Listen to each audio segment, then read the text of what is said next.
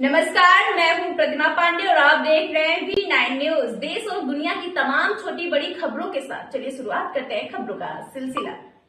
प्रयागराज में आधारशिला वृद्ध आश्रम नैनी प्रयागराज में आज सावित्री सेवा संस्थान प्रयागराज द्वारा सभी वृद्ध माताओं का पुष्प वर्षा से हार्दिक अभिनंदन, वंदन, स्वागत सहित चरण पादुका का बड़े प्रेम, श्रद्धा, सत्कार से पांव पूजन कर माथे पर स्पर्श कर आशीर्वाद लेते फलहार आदि वितरित किया। अध्यक्ष सनी केसरी ने कहा कि माता की सेवा से बड़ी कोई सेवा नहीं होती। उम्र भले ही कितनी भी हो जाए, सुकून तो माँ की गोद में ही आता है। धन्य है माँ। सुप्रसिद्ध वरिष्ठ समाज सेवी सरदार पतविंदर सिंह ने कहा कि इस दुनिया में सबसे आसान और अनमोल शब्द है माँ। माँ दुनिया का एकमात्र ऐसा शब्द है जिसे किसी परिभाषा की जरूरत नहीं, क्योंकि यह शब्द नहीं, एहसास है। माँ प्रेम, त्याग और सेवा की मूर्त है। सचिव पवन देव ने सभी वृद्ध माताओं का आशीर्वाद लेते हुए कहा कि आप सब हमारे माता तुल्य हैं। आपकी सेवा हमारा सौभाग्य। माँ के अमूल्य योगदान से ही समाज को संस्कार, विचार और जीवन का वास्तविक मार्गदर्शन प्राप्त होता है। वे स्नेह, त्याग और प्रेरणा की जीवंत प्रतिमा है। वृद्ध माताओं की सेवा सत्कार में महत्वपूर्ण भूमिका अदा करने वालों में कावेरी मुखर्जी, टीचर गोपाल जी केसरवानी, विजेता सचदेवा, हमरनजीत सिंह, दलजीत कौर रही। वहीं आधारशिला के गोस्वामी शशांक भारती ने सभी का आभार व्यक्त करते हुए सेवा कार्य हेतु धन्यवाद ज्ञापित किया। इस मौके पर विमल गिरी, रवि सिंह, सुधीर, अरुण कुमार श्रीवास्तव सहित अन्य सेवादार संस्था के उपस्थित रहे।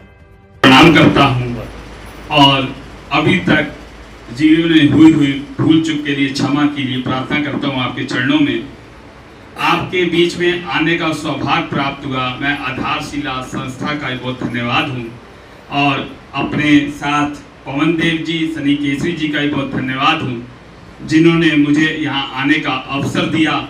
और मैं चाहता हूँ मातृशक्ति की ही कृपा है जो आज भारत में जिस प्रकार की स्थिति बनी हुई थी, आतंकवादियों ने जिस तरह पुलवामा में मात्र के उनके हस्बैंड को इस तरह निशाना बनाया, ये आप लोग की शक्ति थी जो माननीय प्रधानमंत्री जी को प्राप्त हुई और उन्होंने उन आतंकवादी ठिकानों को पाकिस्तान में घुस के नस्तादूर कर दिया, जो हम लोग के लिए बहुत एक अच्छी बात है। और उन्होंने एक बात और कह दी है कि अब भारत के अंदर एक भी घटना, अगर आतंकवादी घटना घटती है तो हम इसको युद्ध मानेंगे। तो ये आप लोग की शक्ति है, आप लोग का आशीर्वाद है जो आज भारत इतनी मजबूत स्थिति से खड़ा है कि और पाकिस्तान घुटने के बल बैठ के क्षमा मांग रहा है भारत से। तो ये हम लोगों के लिए आज गर्व का विषय है और गर्व का दिन है कि आज मदर डे भी है और इस विजय की जो पाकिस्तान ने गलती की उसकी क्षमा मांग रहा है, इसलिए हम लोगों को बड़ा गर्व महसूस हो रहा है। और इस पूरी शक्ति के पीछे, पूरा जो अध्याय है इसके पीछे विजय का, वो मातृ शक्ति की ही प्रेरणा है और मातृ शक्ति का ही आशीर्वाद है।